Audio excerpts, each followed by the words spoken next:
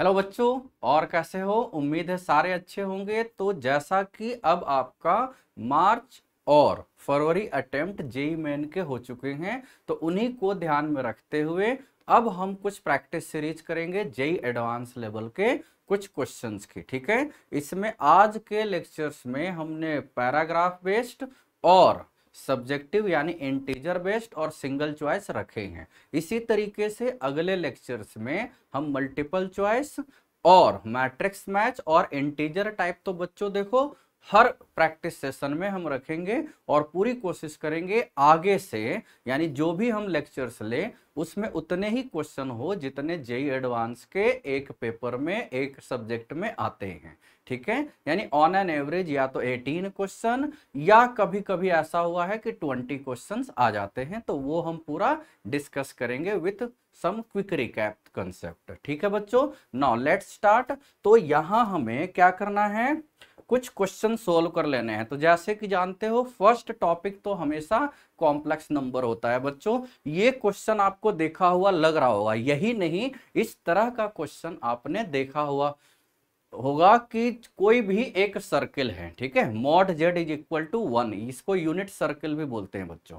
Unit circle का मतलब centre 0 0 radius 1 है ना। तो अब हम एक सर्किल बना लिए, देखो एक सर्किल हमने अब बना लिया। ठीक है, mod Z is equal to 1, इस सर्कल पर 4 points Z1 Z2 Z3 Z4, basically complex number तो पॉइंट ही होता है, तो ये 4 पॉइंट्स ले लिए इस तरीके से कि Z1 प्लस Z2 ये दिया हुआ है 0।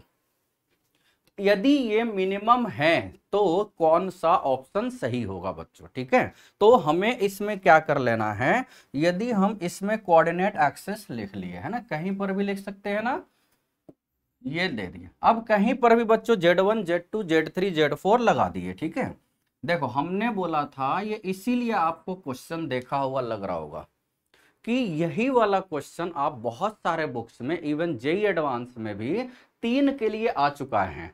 Z1 plus Z2 plus Z3 0 होता है, और यहां पर भी 3 तक, ये वाले 3 है ना, Z1 minus Z2, Z2 minus Z3 और Z3 माइनस Z1।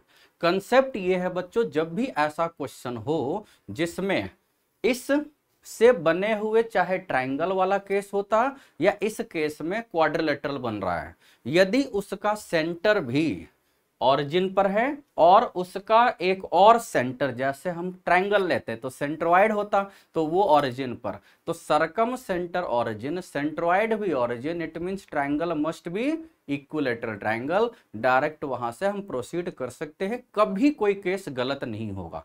यहां पर भी हम उसी तरीके से Z1 Z2 Z3 Z4 ले लिया। ठीक है, इस तरीके से लिए हैं कि Z1 Z2 ये जो सभी का समेसन है बच्चों वो दिया हुआ है 0, ये दे रखा है देखो 0। ठीक है, और Z1 Z2 Z3 Z4 ये सारे के सारे पॉइंट्स ऑन दिस सर्किल है, यानी सभी का मैग्नीट्यूड, मैग्नीट्यूड मतलब डिस्टेंस फ्रॉम द ऑरिजिन, तो डिस्टेंस ऑरिजिन से हम ले लिए हैं सारा सेम, यानी ये है R, रख सकते हैं ना, तो ये R ले लिए यानी Z1। तो हम यहां से किस तरीके से प्रोसीड करेंगे बच्चों, हमेशा हमने बोला 3 पॉइंट है, इक्विलेटरल लो, अपने आप आंसर आ जाएगा। 4 पॉइंट से, तो 4 पॉइंट से कौन सा सिमेट्रिक फिगर बनता है, स्क्वायर, तो ये स्क्वायर का कंडीशन होगा। हम इसको कैसे डिराइव करेंगे, Z1 Z2 Z3 Z4 सारे के सारे लिख लो, Z1 लिख लो, डिस्टेंस हम R ले लिए, रेडियस है ना R, तो 1 है यहां पर, है ना, तो ये होता है mod of Z1 e to the power I theta 1, है ना, तो यहां से आ गया e to the power I theta 1, क्योंकि रेडियस तो 1 है। सिमिलर वे Z2 ले लिए e to the power I theta 2 and so on, ये सारा ले लिया। ठीक है बच्चों, तो यहां से एक कंडीशन ये आ गया कि Z1 plus Z2, now Z1 plus Z2 plus Z3 plus Z4 is equal to आ गया है 0। आ क्या गया, ये तो दे रखा है ना। वैसे हम बोल सकते हैं centre of this cyclic quadrilateral is at origin, है ना, जैसे सेंट्रोइड होता है ना वैसे ही। है ना। तो यहां पर हम ले सकते हैं आर, आर तो 1 है, तो e to the power i theta 1 plus e to the power i theta 2। इस तरीके से यदि हमने लिया तो रियल पार्ट भी जीरो हो जाएगा और इमेजिनरी पार्ट भी जीरो हो जाएगा, क्योंकि राइट हैंड साइड क्या दे रखा है, जीरो दे रखा है ना। तो रियल पार्ट यानी cos theta 1 plus cos theta 2 plus cos theta 3 plus cos theta 4, यानी sigma cos theta 1 plus i times sigma sine theta 1, ये दे रखा है आपका जीरो। यानी यहां से हम कंडीशन निकाल सकते हैं बच्चों, यानी यहां से हमारे पास क्या कंडीशन आ गया, sigma cos theta 1 is equal to zero और sigma sine theta 1 is equal to zero. अब देखो कॉस और साइन में जब भी कंडीशन होता है बच्चों स्क्वायर में होता है, तो अब हम पूरे को स्क्वायर नहीं करेंगे।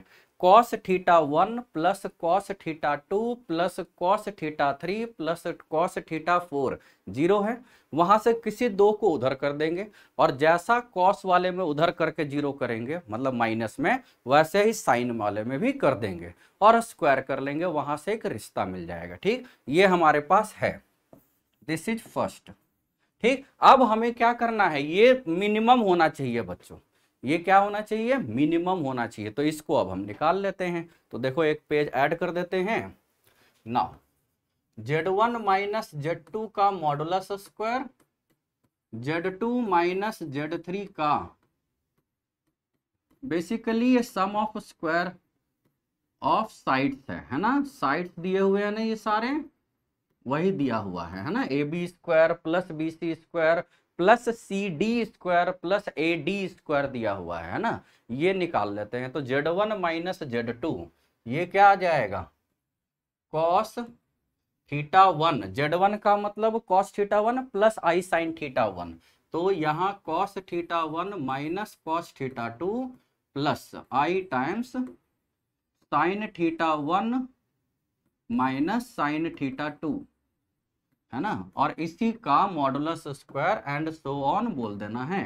ठीक है, समझ में आ रहा होगा सबको। अब इसको हम देखो, इसको हम एक को निकाल लेते हैं, ये कितना आ रहा है बच्चों, वैसे तो डायरेक्ट भी निकाल सकते थे लेकिन यहां से भी x प्लस आई वाई का मॉडुलस का स्क्वायर क्या होता है, X square plus Y square होता है ना, x प्लस आई वाई का मॉडुलस का स्क्वायर क्या होता है, X square plus Y square. ठीक है, तो ये हम लिख सकते हैं। नाउ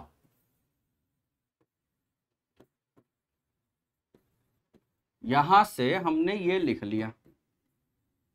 देखो बच्चों एडवांस सीरीज में क्या होगा ना, हम कुछ कुछ ज्यादा टाइम हो सकता है किसी क्वेश्चन में लेते रहे। ठीक है, क्योंकि इसके क्वेश्चन ना पेशेंस के साथ सोल्व करने के लिए आते हैं, ऐसा नहीं होता है कि जेई मेन जैसा। अब उसमें भी ऐसे कुछ कुछ क्वेश्चन आए हैं मार्च अटेम्प्ट में, चाहे 16 मार्च या 17 मार्च का सेकंड शिफ्ट तो वही था, लेकिन जेई एडवांस में तो बच्चों ऑलमोस्ट ऐसे ही क्वेश्चन होते हैं कि आप सोल्व करते रहो करते रहो करते रहो करते रहो करते रहो, आ जाएगा। बीच में यदि रुक गए कि यार बहुत लेंदी हो रहा है, बीच में यदि रुक गए कि बहुत ज्यादा टाइम लगा रहा है, बीच में यदि रुक गए कि यार अब क्या करें, इसका मतलब आपको अभी और प्रैक्टिस जेई एडवांस की करनी होगी। ठीक है, ओके।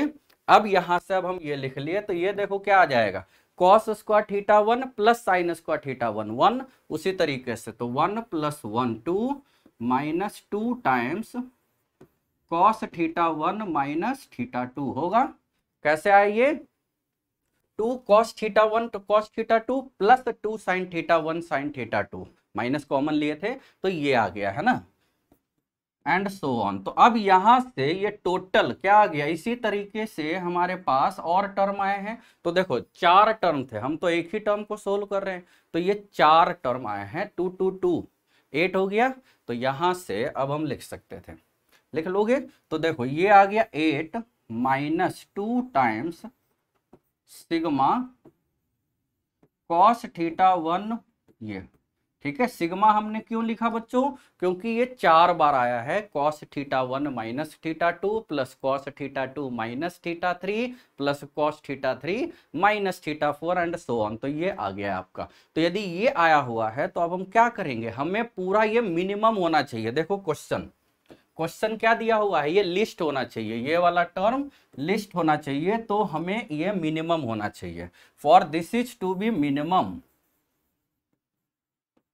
है ना, ये मिनिमम होना चाहिए। तो ये मिनिमम पूरा होना चाहिए, मिनिमम इसके लिए ये वाला होना चाहिए मैक्सिमम ना।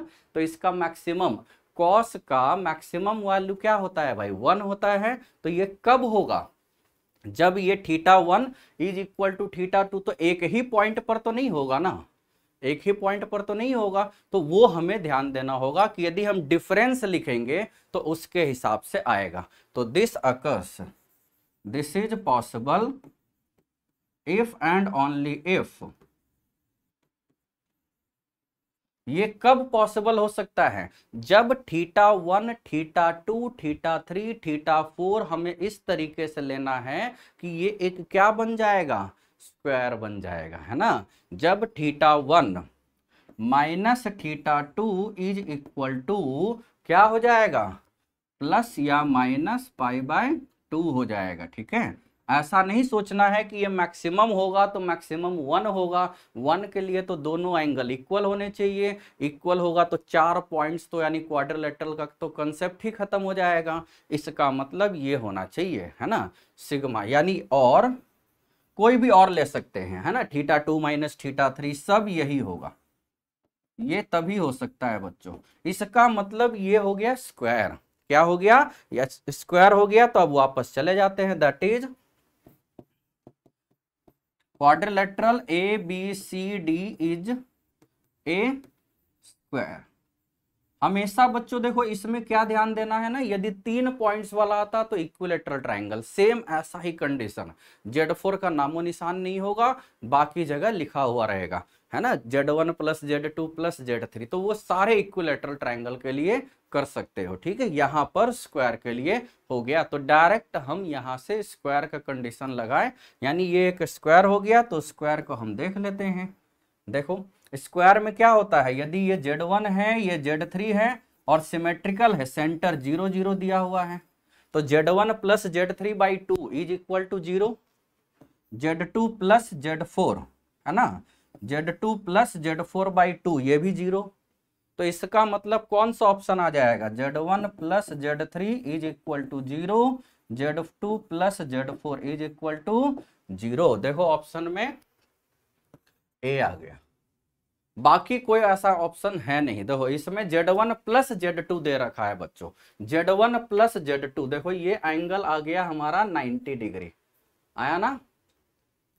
तो ये हम डायरेक्ट लिख सकते हैं। ठीक है, ये सारे ऐसे ही सिमेट्रिकल है, ये θ1 है तो ये 90 प्लस θ1 है एंड सो ऑन, ये सारे इस तरीके से आ जाएंगे और कोई ऑप्शन और सेटिस्फाई नहीं कर रहा है।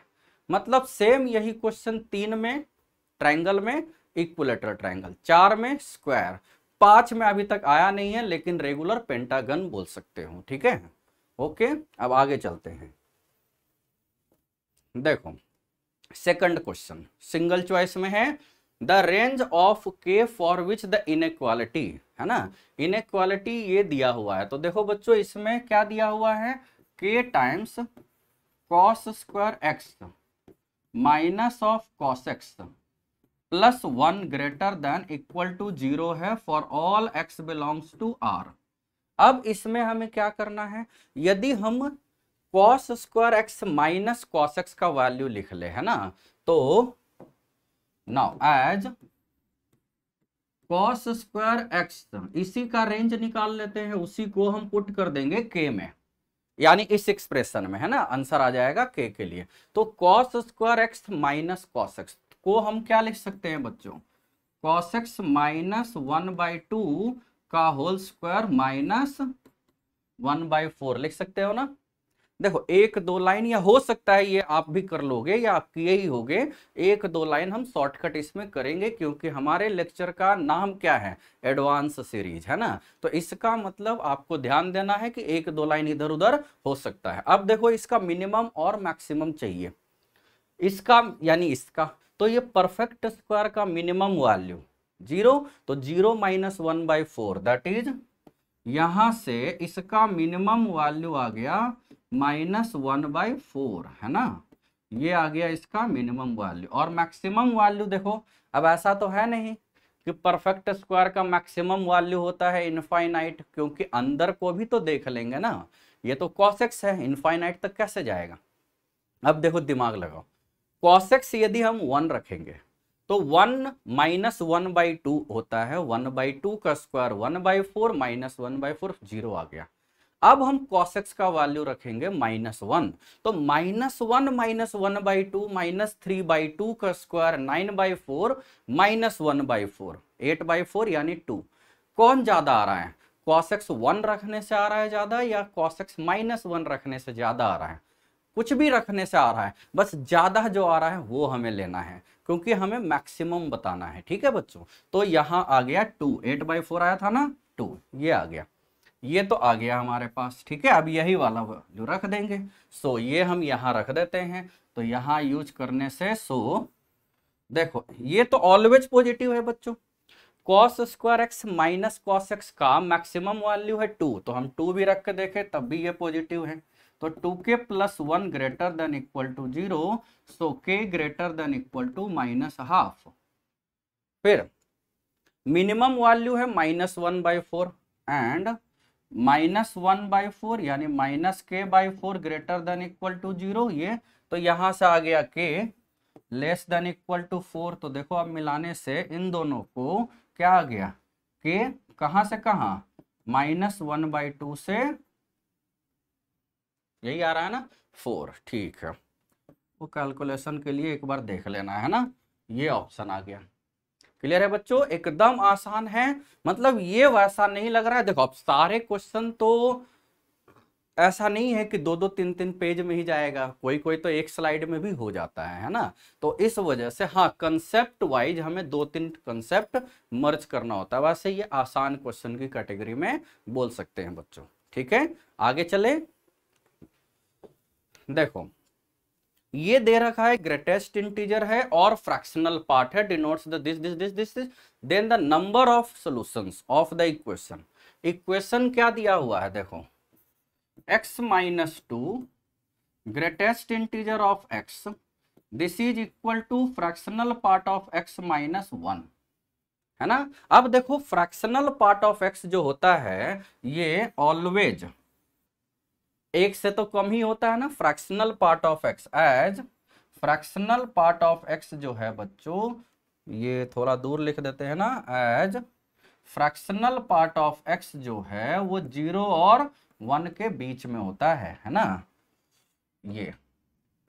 ये तो ऑलवेज लेस देन 0 हो गया, यानी RHS तो हमेशा निगेटिव है बच्चों, RHS हमेशा निगेटिव है। तो हमें वही बस ध्यान देना है कि LHS कब निगेटिव या पॉजिटिव में होगा। तो अब देखो यदि हम देखते हैं x यदि 2, यहां x - 2 है ना, इस वजह से x यदि 2 से ज्यादा है, x यदि 2 से ज्यादा है तो x - 2 तो पॉजिटिव और ग्रेटेस्ट इंटीजर ऑफ x भी पॉजिटिव, चूंकि 2 से ज्यादा है तो ग्रेटेस्ट इंटीजर या तो 2 होगा या 3 होगा एंड सो ऑन।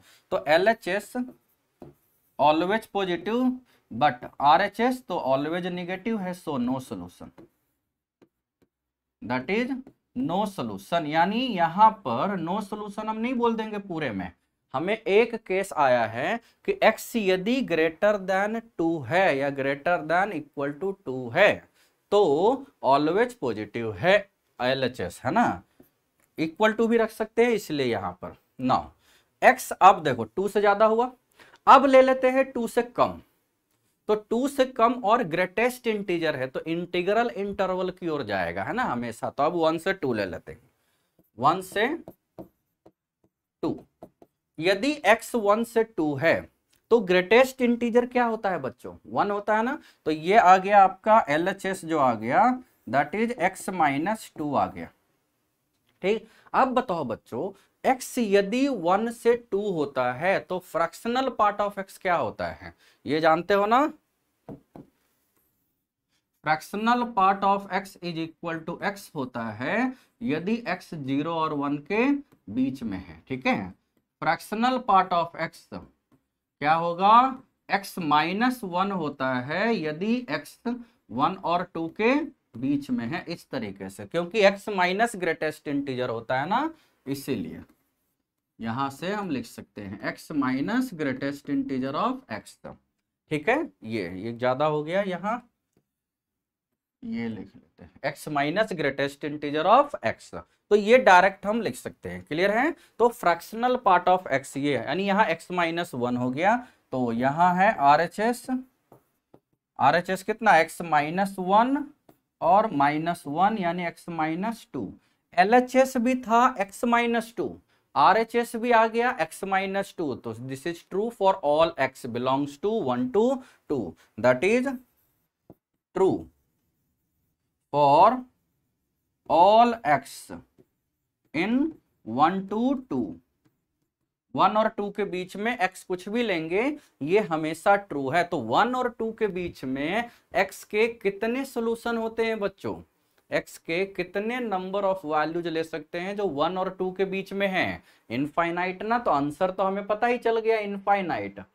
देखो अब हम चाहे तो ऐसा कर सकते हैं कि 1 और 2 के बीच में लिए थे, अब 0 और 1 के बीच में ले लेंगे, तो 0 और 1 के बीच में यदि लेते हो तो ये तो ऑलवेज निगेटिव है कि नहीं।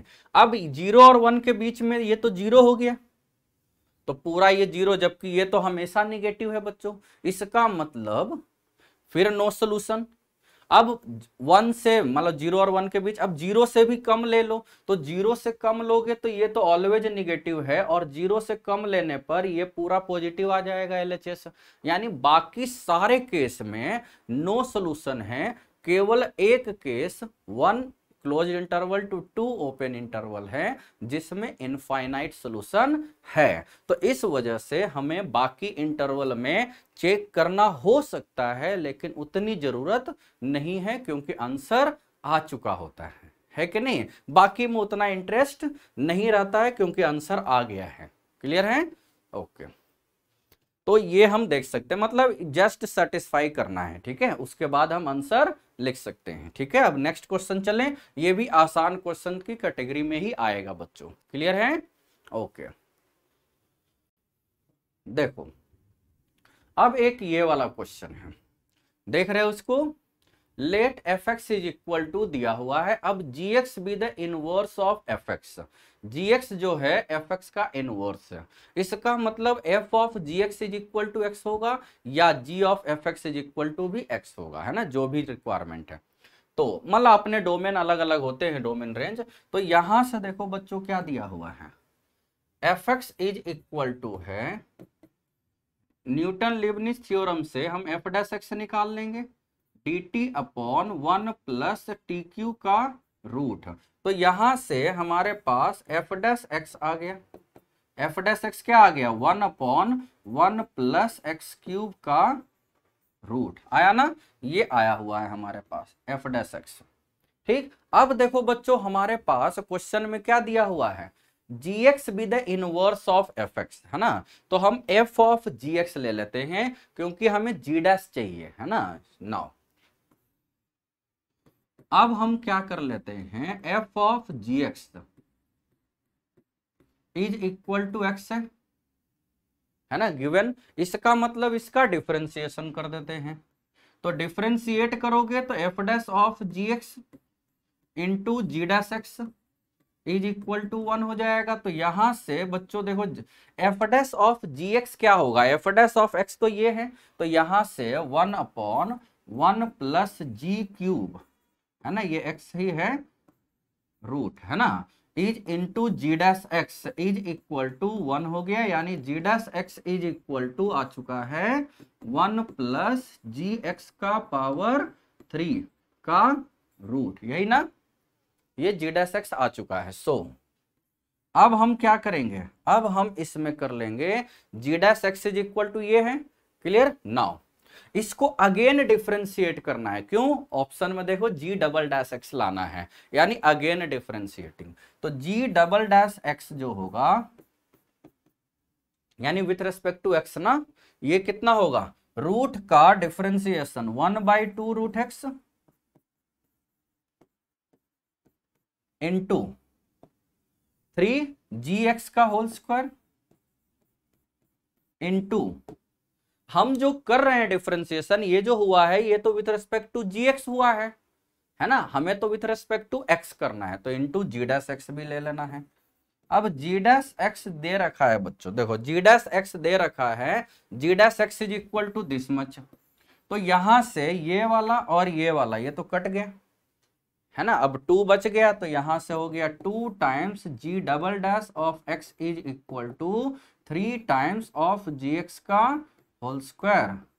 तो ये आंसर आ गया है, ये आंसर आ गया। क्लियर है, एकदम आसान क्वेश्चन है बच्चों, तो इस तरीके से हम ये सब कर सकते हैं। क्लियर है कि नहीं आसान भाई, बहुत आसान है बच्चों ये सब। हम इसमें ये क्वेश्चन पहले भी इस टाइप के हमने क्लास में बहुत सारे क्वेश्चन करवा रखे हैं, बहुत सारे क्वेश्चन। हम याद करो मेथड ऑफ डिफरेंशिएशन नाम के टॉपिक्स में इस तरह के हमने 5-6 क्वेश्चन करवा लिए थे, ठीक है। और आगे न्यूटन लीबनिज़ थ्योरम भी यूज हुआ था, उसमें भी ऐसे क्वेश्चन किए थे। तो आसान है ना, तो कौन सा आ गया 2g-3 है ना g², ये आ गया आंसर, ठीक है। अब आगे चलें, अब देखो और आसान क्वेश्चन ये वाला है।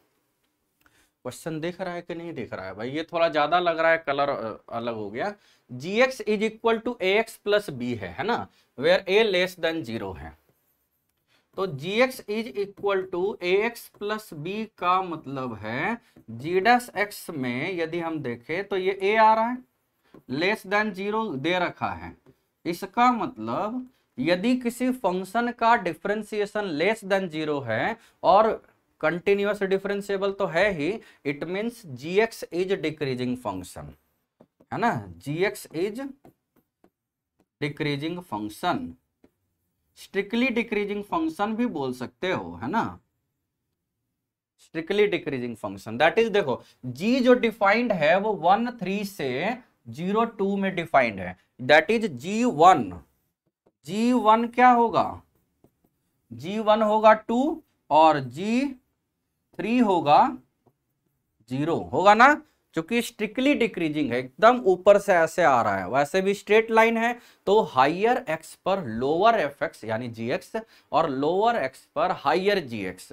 तो यहां पर जब 1 रखे तो 2 आया और 3 रखे तो 0 आया है, ये तो आ गया हमारे पास। अब देखो जो क्वेश्चन है, क्वेश्चन हमारे पास ये दे रखा है, देखो mod of sine x plus mod of cos x है ना। नाउ लेट एफ एक्स बोल देते हैं, F X is equal to cot of cos inverse of mod of cos x plus mod of sine X. ये जैसे ही देखे होगे बच्चों आपको याद आने लगा होगा, इसका रेंज याद आ रहा है ना, ठीक है, प्लस यहां क्या है साइन इनवर्स, इसी का माइनस कर लिया है, मतलब ये सब रेंज भी हमें याद होना चाहिए, ठीक है।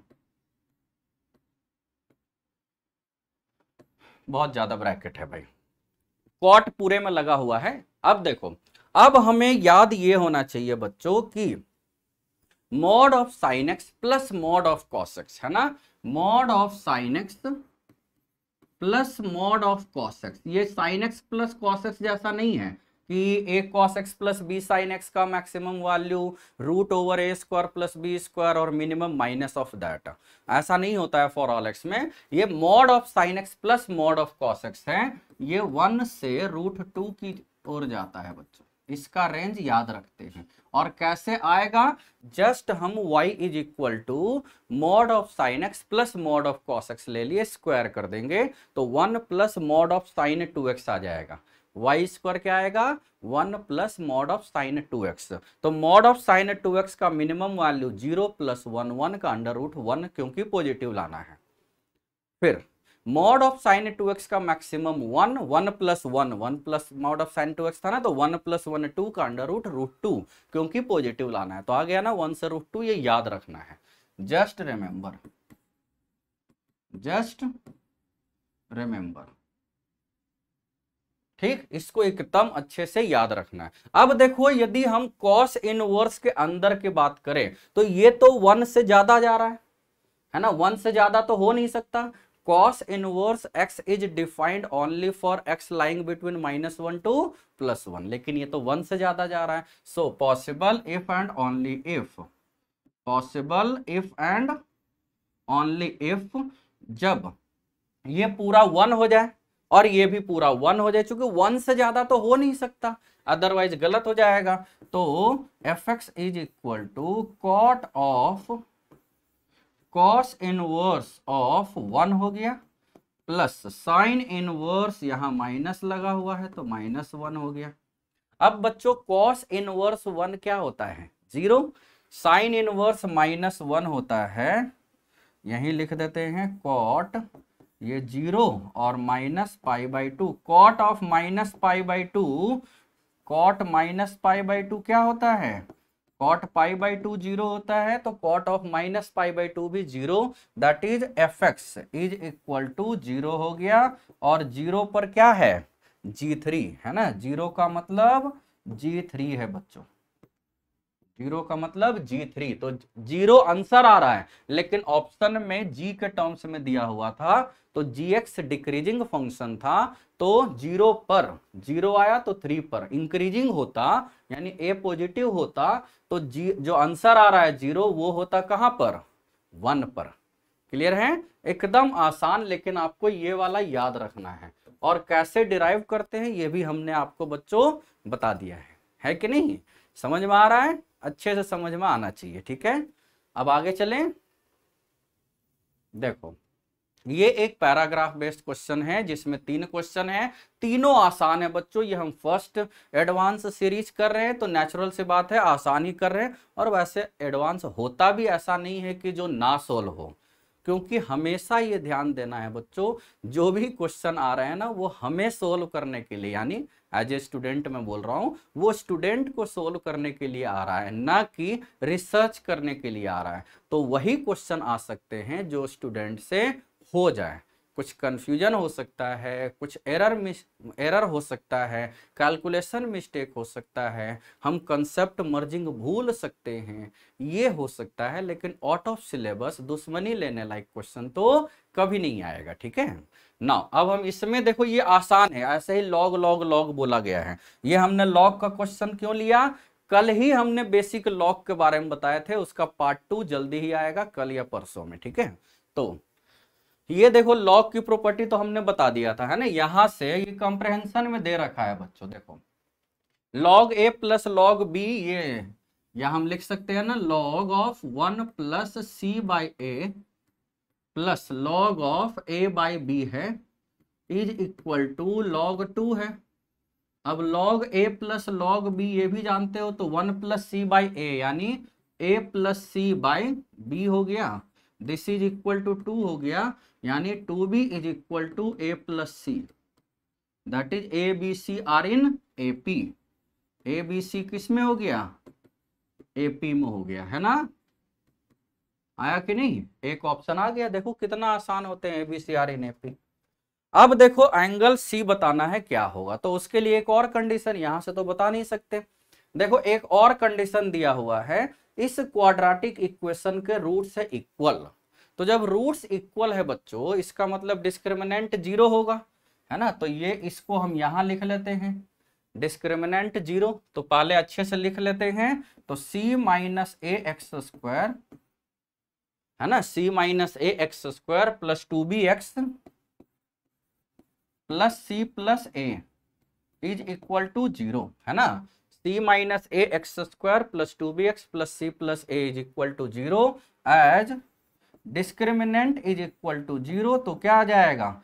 b स्क्वायर, यानी 4b square is equal to 4a into c, है ना। 4 से 4 तो काट दिया बस। अब देखो अच्छा यहां से तो आया हुआ है ना, कुछ सोचना ही नहीं है। तो b square is equal to c square minus a square, यानी a square plus b square is equal to c square. तो पाइथागोरस थ्योरम लग गया ना, ए बी सी तो साइड्स है, इसका मतलब एंगल सी हो गया 90 डिग्री।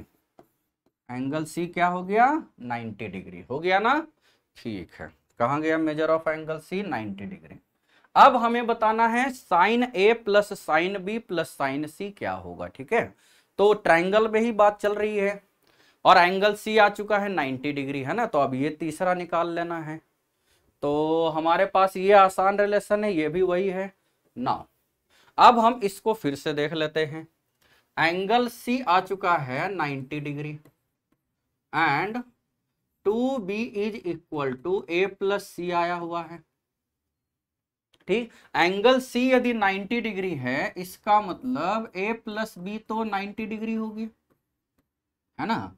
दैट इज हम b इज इक्वल टू, वहां से क्यों, यहीं से लिख सकते हैं ना, यहां से एरो हम लगा दिए, गलत कर दिए, है ना। यानी यहां से b is equal to 90 minus a लिख सकते हैं ना। अब देखो हमें एंगल निकालना है, यानी साइन ए ये सब निकालना है। तो हम साइड्स को एंगल में कन्वर्ट कर देते हैं, क्योंकि ये प्रॉपर्टीज ऑफ ट्रायंगल चल रहा है। तो प्रॉपर्टीज ऑफ ट्रायंगल में a upon sine A, sine formula, cosine formula, half angle formula, सारे, इवन हमने रेडियाई के बारे में भी सब चीज बता दिया है ना बच्चों। This is equal to 2r, A upon sine A is equal to B upon sine B is equal to C upon sine C is equal to 2r, जहां r क्या होता है, r इज सरकम रेडियस, है ना, circumradius of triangle A B C, यही है ना, circumradius of triangle A B C. तो अब यहां यही रख देते हैं। हमेशा बच्चों साइड्स को ही एंगल में कन्वर्ट करने के लिए ये वाला रूल यूज किया जाता है। वैसे तो कोसाइन में भी यही होता है, लेकिन ज्यादा आसान ये है। तो b के जगह पर 2r साइन b, तो 2 times r sine b is equal to 2r sine a। 2r तो देखो कैंसिल हो ही जाता है ना, ये तो हम फॉर्मेलिटी के लिए लिख रहे हैं। तो देखो 2r से 2r कैंसिल। अब हम इसको सोल्व कर देते हैं अच्छे से। 2 देखो साइन बी के जगह पर साइन 90 माइनस है, साइन बी के जगह पर साइन 90 माइनस है। अब साइन ए तो साइन ए है और साइन सी तो 1 है, साइन 90, है ना। अब देखो यहां से साइन ए नहीं निकाल लोगे, क्या आ गया, 2 cos A is equal to sine A plus 1। यहां से साइन निकाल लेंगे, साइन ए आ गया यानी साइन बी आ गया, है ना, हो जाएगा। सो स्क्वायरिंग, बस अब सोल्व कर लेना है, मेन है कैलकुलेशन मिस्टेक नहीं होना चाहिए। ठीक है, तो ये आ गया 4 टाइम्स 1 माइनस साइन स्क्वायर ए, यानी 4 कॉस स्क्वायर ए आया ये, 1 प्लस साइन स्क्वायर ए प्लस 2 साइन ए। ठीक, ये आ जाएगा। अब यहां से क्या आ गया, 4 प्लस यानी 5 साइन स्क्वायर ए प्लस 2 साइन ए माइनस 3 ना, है कि नहीं। तो देखने से ही लग रहा है बच्चों sine A is equal to, एक तो -1 आया है, यानी यहां sine A is equal to -1 और 3/5। ठीक है, अब देखो बच्चों ये क्वेश्चन कहाँ चल रहा है, घर में चल रहा है, इस रूम में चल रहा है, या ट्रायंगल में चल रहा है। तो क्वेश्चन तो ट्रायंगल में चल रहा है, तो किसी ट्रायंगल में कोई भी एंगल 180 से ज्यादा तो नहीं होगा ना, तो साइन थीटा तो ऑलवेज पॉजिटिव रहेगा। इट मीन्स हम -1 लिख के काट दिए, है ना। That is sine A is equal to आ गया आपका 3/5। ठीक, सो साइन बी का मतलब कॉस ए का मतलब, चूंकि ए प्लस बी 90 है, दैट इज, अच्छा 3/5 हम भी ऐसा है ना, 4/5 हो गया। ये पाइथागोरस थ्योरम वगैरह से निकाल लोगे, है ना। और साइन सी है ही पता 1, तो sine A plus sine B plus sine C basically इसमें कहीं पर मिस्टेक ना हो इसके लिए ये दे रखा था। 3/5 प्लस 4/5 यानी 7/5 प्लस 1 12/5 है ना। अब देख लेते हैं 12/5 है कि नहीं आंसर। होगा ही, कहीं पर मिस्टेक थोड़ी हुआ है, देखो कहीं होगा। 12/5 आंसर आ गया है ना। तो बच्चों इसमें ये पूरा आसान क्वेश्चन था प्रॉपर्टीज ऑफ ट्रायंगल से रिलेटेड। भले एक में एपीजीपी, दूसरे में क्वाड्रेटिक, तीसरे में प्योर प्रॉपर्टीज ऑफ ट्रायंगल आ गया, लेकिन क्वेश्चन ये आसान की कैटेगरी में आएगा। ठीक है, ऐसे ही हम अगले बार मैट्रिक्स मैच में भी आसान आसान क्वेश्चन, बशर्ते वो जेई एडवांस के रेंज के होंगे और जेई एडवांस में आ भी चुके होंगे बच्चों। अब हम वही वाली प्रैक्टिस सीरीज करेंगे जो या तो पीवाईक्यू, चूंकि अभी तक हम लोग केवल सिंगल चॉइस कर रहे थे, जेई एडवांस के आए हुए क्वेश्चन हमने हमेशा अपने क्लास में, अपने बैच में पीवाईक्यू जब जेई एडवांस ही करवाए थे बच्चों। हमने कभी नहीं बोला कि आप जेई मेन की प्रैक्टिस करो प्रीवियस ईयर, वो तो लेवल देखने के लिए खुद से सोल्व करना चाहिए। वो यदि किसी और से देख रहे हो इट मीन्स आपका लेवल अभी उससे कम है, तो और अपना लेवल इंक्रीज करो। ठीक है, डायलॉग सुनने के लिए नहीं होता है कि अपनी कैपेबिलिटी इतनी इंक्रीज करो कि सर ने क्या बोला था कि तुम्हें क्या करनी पड़े, हराने के लिए साजिशें करनी पड़े। वो सुनने के लिए अच्छा है बच्चों, सुनने के लिए ज्यादा नहीं होना चाहिए, उसको अपने में लाओ। सर जो बोलते हैं, जो हम लोग बोलते हैं, वो इसीलिए होता है क्योंकि आपको वो फॉलो करना है, ना कि केवल क्लैपिंग बहुत अच्छा बोले, ऐसा कुछ नहीं होता है बच्चों। एक बार ताली बजाने की आदत लग गई ना दूसरों के लिए, तो ताली ही बजाओगे। हमेशा बजवाने की आदत रखो, है ना। लोग तुम्हारा नाम लेके ताली बजाएं अच्छे चीज में, है ना, तो वो हमें डेवलप करना होता है। तो क्वेश्चन वैसा कोई टफ नहीं होता है, बशर्ते हम अपनी एडवांस सीरीज में प्रीवियस ईयर जेई एडवांस के multiple choice, paragraph, matrix match, numerical based यानी इंटीजर बेस्ड क्वेश्चन करेंगे बच्चों। ठीक है, क्योंकि वो अभी बहुत कम मिलते हैं इधर उधर। ठीक है ना, आगे चले। अच्छा ये तो हो ही गया था, चलो अब देखो एक सब्जेक्टिव बेस्ड क्वेश्चन है 1 2 3। इसमें अब हमें क्या करना है, there is a point P, Q on the graph of fx is equal to x square, है ना। चाहो तो इसमें आप कोऑर्डिनेट ज्योमेट्री ले भी सकते हो या नहीं भी ले सकते हो, थोड़ा टफ भी हो सकता है ना। अब देखो fx is equal to x square का ग्राफ तो पता है ना बच्चों, ये है fx इज इक्वल टू यानी y is equal to x square. ठीक, और दूसरा वाला ले लिए RS, अच्छा gx is equal to -8/x, है ना। तो -8/x का मतलब फर्स्ट, सेकंड, थर्ड में तो नहीं होगा ना, सेकंड और फोर्थ में होगा। ठीक है, ये आ गया y is equal to -8/x, और ये वाला हुआ है बच्चों y is equal to x square.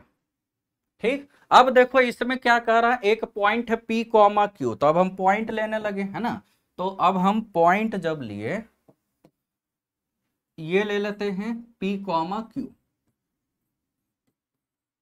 ये दे रखा है सारा, है ना। और यहां पर ले लेते हैं B, ये ले लेते हैं क्या दे रखा है R, S। हम यही क्यों लिए हैं, क्योंकि क्वेश्चन में दे रखा है P greater than 0, R greater than 0, यानी उधर वाले में, इधर नहीं लेना था। ठीक है, अब क्वेश्चन में ये है if the line through P, Q and R, S, यदि हम लाइन ले, है ना, ये वाला लाइन, ये जो लाइन है बच्चों is also tangent to both the curves, यानी ये दोनों का टेंजेंट है, यानी स्लोप वगैरह सब इक्वल करते हैं। तो बहुत सारे कंडीशन है, इतने कंडीशन है कि बस सोल्व कर दो, P और R आ जाएगा आपका, है ना। बस as per conditions, as per condition क्या हो जाएगा इसमें, देखो एक तो P, Q y is equal to x square है, यानी Q is equal to P square हो गया फर्स्ट, R, S उस पर है, यानी S is equal to -8/R second हो गया दूसरा कंडीशन। तीसरा जो है दोनों का टेंजेंट भी तो वही होगा ना, slope of tangent eight A, है ना। तो y इज इक्वल टू इसका डिफरेंशिएशन ऑल्सो 2p होगा। देखो पूरा डिटेल में नहीं लिख रहे हैं भाई। y is equal to x square में slope of tangent at p comma q क्या होगा 2p। यहां पर इसका डिफरेंशिएशन है 8/x², और x की जगह पर तो r ले रहे हैं ना, यानी 8/r²। ये भी दे रखा है, दिस इज 3। ठीक, यही दे रखा है ना। यानी देखो कितने सारे कंडीशन दे रखे हैं बच्चों। नाउ अब और एक कंडीशन दे रखा है, this is equal to also, अब क्या दे रखा है 8/r² लो या 2p लो, है ना। ये जो स्लोप ऑफ ये भी वही है, स्लोप ऑफ ए बी। तो स्लोप ऑफ ए बी क्या है, इसको अब हम 3 को पहले हटा लेते हैं, है ना। तो this is equal to slope of A B. तो स्लोप ऑफ ए बी ये दे रखा है बच्चों, है ना, एक ही लाइन है। तो इसका मतलब q minus S upon p minus R ये दे रखा है ना। इसको अब हम 3 बोलेंगे। बहुत देखो यहां पर 2 बार इक्वल टू का साइन है। तो अब देखो हम इसको सोल्व कर देते हैं। q के जगह पर रख दे, s के जगह पर सबको हम p और r में रख लेते हैं। फ्रॉम 2 है ना, फ्रॉम 3 है ना, from 3 8/r² is equal to q का मतलब तो p² है माइनस s का मतलब 8/r, मतलब हम सबको p और r में रख दे रहे हैं बच्चों, ठीक है। और ये है p माइनस r। अब यहां सोल्व कर देते हैं, थोड़ा सा आसान हो जाएगा। तो यहां से cross multiply 8p p minus r है ना, हाँ 8p माइनस 8r। अब आपको सोल्व करना है ना, p² r² और प्लस 8r ना। देखो 8r से 8r मुझे लग रहा है ना कि कैंसिल्ड हो गया। नहीं हुआ ना, अच्छा नहीं हुआ भाई, यहां तो अलग हो गया था, है ना। मैं सोचा कैंसिल्ड आउट हो गया, यही होता है कैलकुलेशन मिस्टेक में। 8r हो गया, है ना। 2p यहां भी यदि हम इसको 2p के साथ इक्वेट करते तो भी अलग हो जाता। 2p यदि 2p² माइनस 2rp, और यहां हम अलग से लिख सकते थे, ठीक है। तो वो भी एक हो सकता था। तो एक तो यहां से हुआ, यहां से कुछ हो रहा है क्या, ये p² r² और p के जगह पर हम पुट कर दे 2p का मतलब 8/r², ये हम पुट कर देते हैं, है ना। तो यहां से देखो ये यूज कर दिया, ये यूज कर दिया। अब 2p is equal to 8/r² नहीं यूज किया है। तो अब हमें इसको हम सोल्व कर देते हैं। 2p is equal to also, यहां से पहले लिख लेते हैं, अब सोल्व करना है अब कैसे भी, है ना। तो ये आ गया आपका, कहीं देख रहे हैं मिस्टेक तो नहीं हो गया, देखो 8p minus 8r p² r² और 8r, एकदम सही, ठीक है, ठीक सही है। और क्या, तो यहां से आपका आ गया ये p² r² माइनस 16, यानी ये इधर आ गया, है ना। 8p minus p² r² is equal to 16r, ये आया हुआ है, ठीक है। अब 2p का मतलब 8/r² यहां रख दो, p और r ये वाला अब यहां यूज कर देते हैं, ये वाला और ये वाला, इन दोनों को यूज करो। या तो r² के जगह पर रख दो 8/2p, अपने आप आ जाएगा, है ना। तो देखो यहां से ये आ गया है 8p माइनस r² के जगह पर, r² के जगह पर 8/2p रख दिए, यानी 4/p रख दिए। तो p² इंटू 4/p। अच्छा अब लग रहा है कुछ आसान होगा, है ना, 16r। तो यहां से 8p माइनस 4p यानी 4p, यानी 4 से 4 तो कट गया, तो p is equal to 4r आ गया। p is equal to 4r। अब ये वाला और ये वाला p is equal to 4r, अब यहां से p is equal to 4r, तो 8r, r is equal to 1 हो गया, है ना। तो यहां से और यहां से फिर से 2p इज इक्वल टू रख दिए, हाँ, तो 8r यानी r इज इक्वल टू 1 आ गया भाई। तो r 1 आ गया, तो p इज इक्वल टू 4 आ गया, है ना। यानी r प्लस p निकालना था, देखो r plus p that is 5। 1+4 ना, आसान है। मतलब केवल और केवल आपको अलग अलग कंडीशन वाइज आपको सोल्व कर देना था। जैसे हम सोल्व करने में कंफ्यूज हो गए थे, इन जनरल वैसा होता है, लेकिन कंसेप्ट कोई चेंज नहीं हुआ बच्चों, है ना। कैलकुलेशन में चूंकि वेरिएबल देखो पी क्यू आर एस 4 थे, अब 4 इक्वेशन भी आ गए थे, ऐसा नहीं कि 3 इक्वेशन लिखे हैं, ये बेसिकली 2 इक्वेशन है, एक ये है और एक ये इसके इक्वल है, तो 4 इक्वेशन है, बेसिकली 4 वेरिएबल्स है, आपको सोल्व कर लेने थे। क्लियर है बच्चों, चलो आगे चले।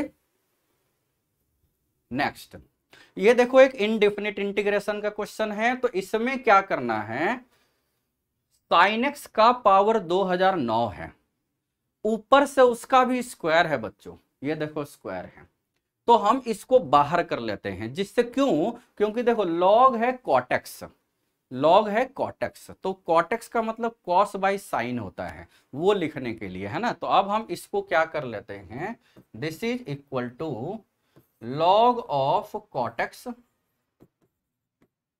डिवाइडेड बाई साइन एक्स, यानी ये हो गया 1 प्लस ये कॉटेक्स का पावर 2009 और फिर पूरे का स्क्वायर है, ठीक है।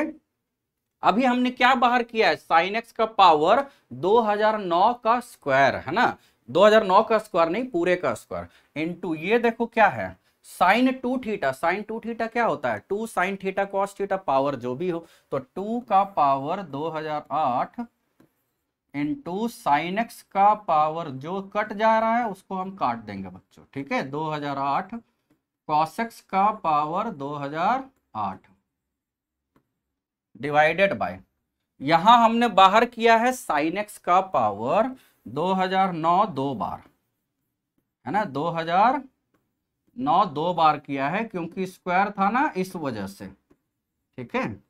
ये क्वेश्चन केवल देखने में ज्यादा वो लग रहा है, देखने में क्या लग रहा है, लेंदी लग रहा है, लेकिन होगा मुझे लगता है आसान, है ना। यहां तक क्लियर है। हमने साइन 2x रख दिया फॉर्मूले, और पूरे में ये वाला बाहर निकाल दिया, साइन एक्स का पावर 2009 का होल स्क्वायर। अब देखो जो कैंसिल डॉट हो रहा है ना, यहां से कैंसिल डॉट हो रहा है, ये साइन एक्स बच गया, है ना, तो साइन एक्स का ये एक साइन एक्स बच गया है, ठीक है। अब हाँ, 2 का पावर 2008 है। अब देखो होगा क्या, ये है कॉटेक्स का पावर 2009, तो कॉटेक्स के पावर 2009 ले रहे हैं, तो अब हम यहां पर क्या लिख देते हैं, यहां पर 2009 अपना मन से लिख दें। तो ये बेसिकली हमने क्या किया है बच्चों, कॉटेक्स का पावर 2009 अपना मन से लिख दिया, तो यानी 2009 से मल्टीप्लाई किया है ना, तो 2009 से डिवाइड भी करना होगा, यहां 2009 करना होगा, ठीक। यहां तक क्लियर है। अब देखो हम बाहर कर देते हैं, तो this can be written as 0 to π/4, ये जो बाहर किए हैं वो भी तो करना होगा ना, 2 का पावर 2008 अपॉन 2009, और 0 से π/4 है, 0 से π/4 है ये, और ये है लॉग कॉटेक्स का power 2009 divided by 1 plus cortex का पावर 2009 का स्क्वायर, और इधर क्या बच रहा है, देखो इधर क्या बच रहा है, कॉटेक्स यहां भी, तो एक साइन एक्स यहां से छूटा और एक साइन एक्स यहां से छूटा, तो ये आ रहा है आपका कॉटेक्स का पावर 2008 और डिवाइडेड बाय यहां साइन स्क्वायर एक्स बच रहा है, समझ में आई ये है आपका, ठीक है। तो अब इसको ध्यान में रख के हमें ये नहीं लग रहा है कि कॉटेक्स के पावर 2009 को कुछ मान ले, आंसर अपने आप आ जाएगा। देखो इसका डिफरेंशिएशन 2009 तो वहां है ही, है ना, वो अपने आप आ जाएगा, इसीलिए। तो नाउ लेट कॉटेक्स का पावर 2009 को अब हम t मान लिए, तो इसका देखो बच्चों डिफरेंशिएशन क्या हो जाएगा, 2009 कॉटेक्स का पावर 2008 देखो बैठा हुआ है, इंतजार कर रहा है, इनटू कॉटेक्स का डिफरेंशिएशन, तो माइनस कॉस एक square x in d x is equal to d t, है ना। देखो ये पूरा का पूरा ही वही आ रहा है, 2009 बस एक्स्ट्रा आया है, कॉट एक्स का पावर 2008 है ही, है ना। और ये है ही साइन स्क्वायर एक्स का मतलब कॉसेक स्क्वायर एक्स, तो पूरा का पूरा ये यहाँ स्क्वायर हो जाएगा। सो दिस बिकम्स, ये आ गया माइनस, है ना, तो माइनस 2 का पावर 2008 डिवाइडेड बाय 2009 का पावर 2, और ये आ गया अच्छा ये भी लिमिट भी तो चेंज करेगा ना, cot 0 infinite cot pi by 4 1, तो इनफाइनाइट से 1 log t upon 1 plus t का होल स्क्वायर ना डी टी। अब इसको इंटीग्रेशन बाय पार्ट से सोल्व कर लेना है।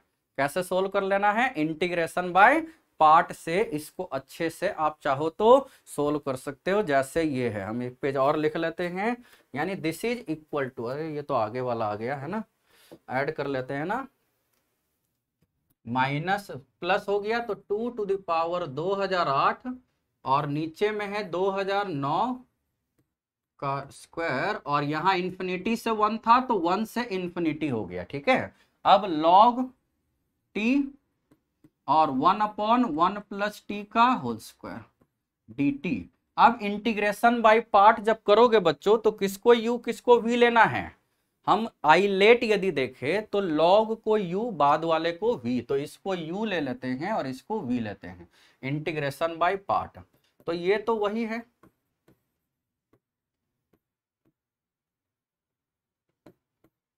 है ना। देखो u into v d t, है ना, तो log t upon 1 by t square का इंटीग्रेशन, अच्छा माइनस 1 बाई टी बोले थे क्या, ठीक है।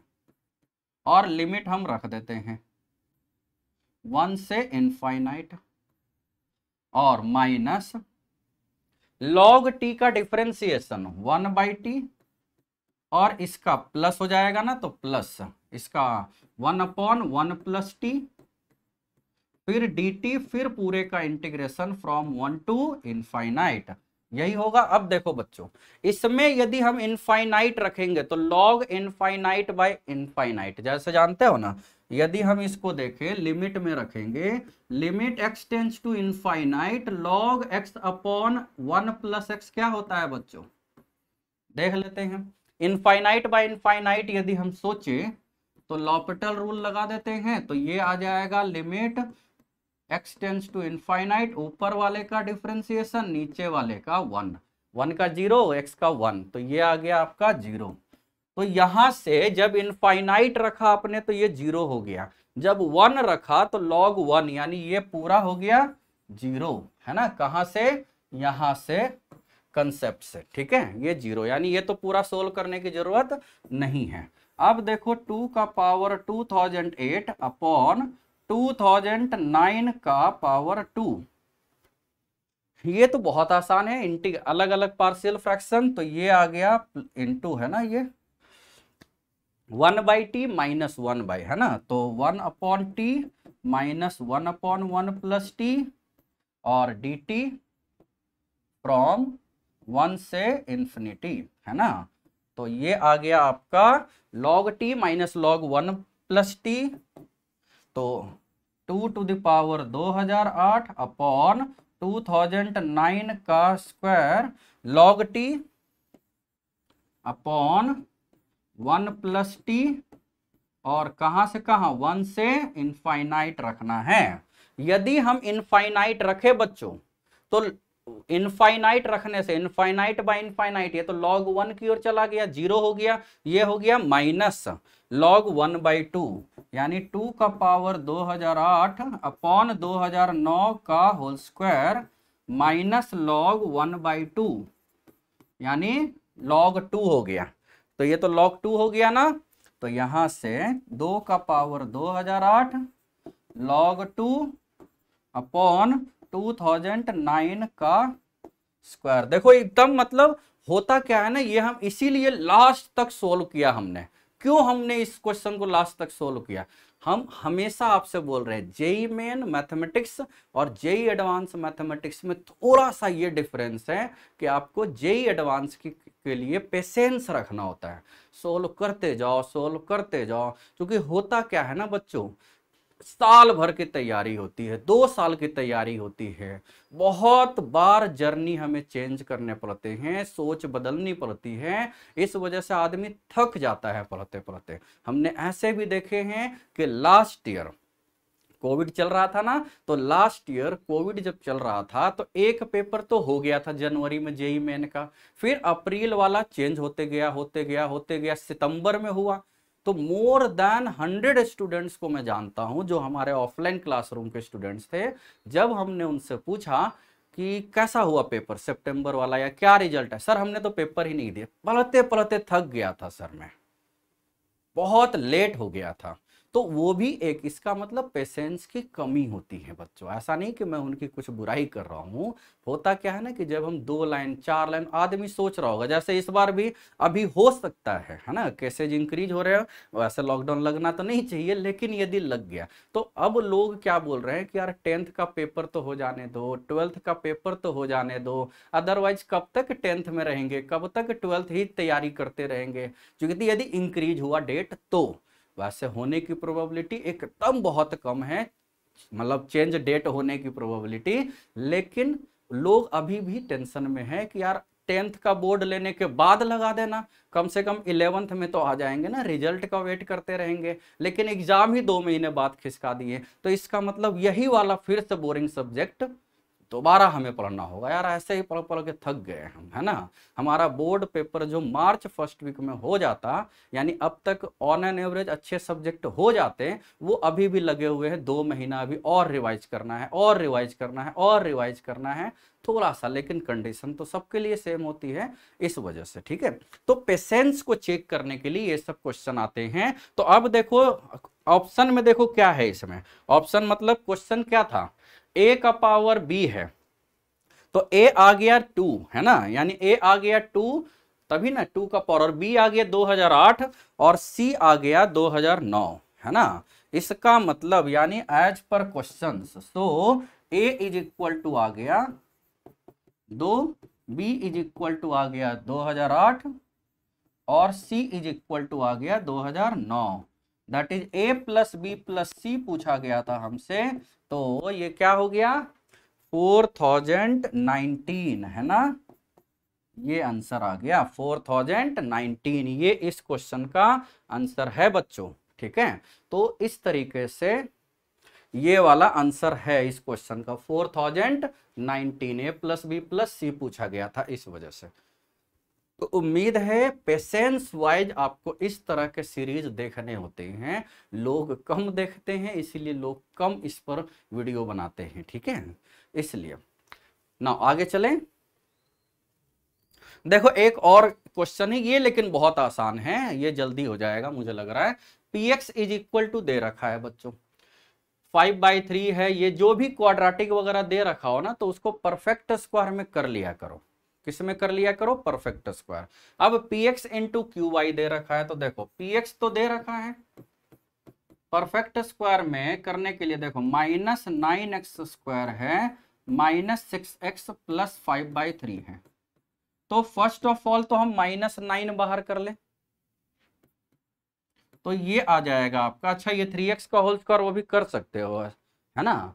तो चलो क्यों बाहर करें, हम इसमें यही रहने देते हैं माइनस, तो ये 3x का होल स्क्वायर है और +2 इंटू 3x इंटू 1 हो गया ना, देखो ये डायरेक्ट ही तो है, और माइनस यहां कर दिए और प्लस हम 1 ले लेते हैं, तभी ना a² + 2ab यानी 1 ले लिया, तो ये हमने प्लस किया है यानी 8/3 कर लिया, यानी ये आ गया बच्चों minus of 3x + 1, minus of 3x + 1 का होल स्क्वायर प्लस 8/3, यानी यहां से हम बोल सकते हैं px का मैक्सिमम, दैट इज px का मैक्सिमम वैल्यू क्या आया है, मैक्सिमम इज 8/3 एट, कहां पर आया है, at x is equal to -1/3,